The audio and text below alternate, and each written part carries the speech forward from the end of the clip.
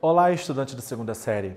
Nesse vídeo nós vamos falar um pouco sobre os marcadores de discurso, o que em inglês nós chamamos de discourse markers.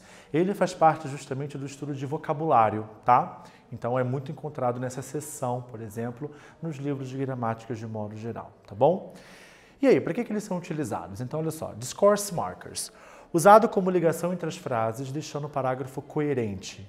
Então, são ferramentas que a gente utiliza na hora de escrever um texto que deixa esse texto mais coeso, deixa esse texto com mais sentido, não ficam frases, palavras soltas, né?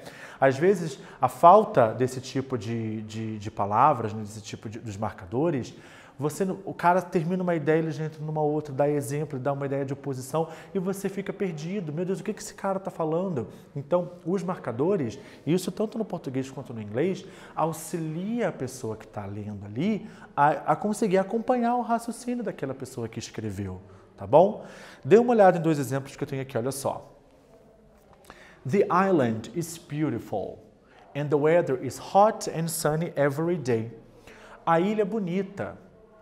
E o clima é quente e ensolarado todo dia. Aqui eu utilizei o and, que significa e. É um marcador de discurso utilizado para adicionar ideias. Então, assim que você vê esse and, você sabe que a pessoa ela vai continuar falando, adicionando ideias acerca do assunto, né? Olha um outro exemplo aqui, ó. Finally, I went shopping yesterday and I bought you a nice present. E finalmente, eu fui às compras ontem e te comprei um belo presente. Finally, ele é muito comum de ser utilizado para encerrar o texto, encerrar uma ideia. Então, uma vez que você viu finally, você sabe que a pessoa ela já vai concluir, tá, essa ideia, tá bom? Agora eu vou trazer para vocês aqui alguns exemplos de marcadores de discurso. Aqui, por exemplo, eu tenho alguns que expressam adição, condição e concessão.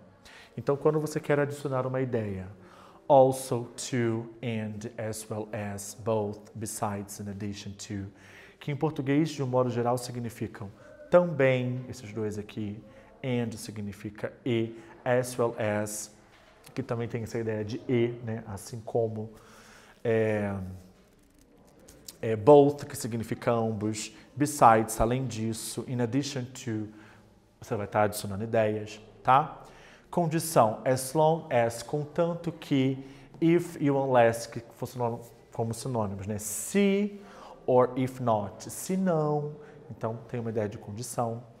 Concessão, although, even though, que os dois significam embora, entretanto, tá? Beleza? Ó, alguns que expressam aqui consequência e exemplificação. As a consequence, como consequência, as result of, como resultado, then, que significa então. Aqui exemplificando, for example and for instance, são sinônimos, que significam por exemplo. Like, aqui não é o verbo gostar. Like, que significa como. As such as, tais como. E aqui eu tenho para vocês alguns exemplos, que expressam contraste.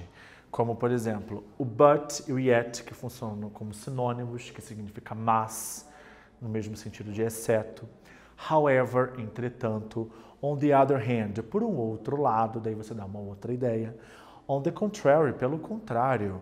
Whereas, entretanto, tá? Então, quando você quer dar uma ideia oposta. Beleza? É isso aí. Nesse vídeo, nós falamos um pouco sobre os marcadores de discurso em inglês, discourse markers. Espero que vocês tenham gostado, pessoal. Até logo!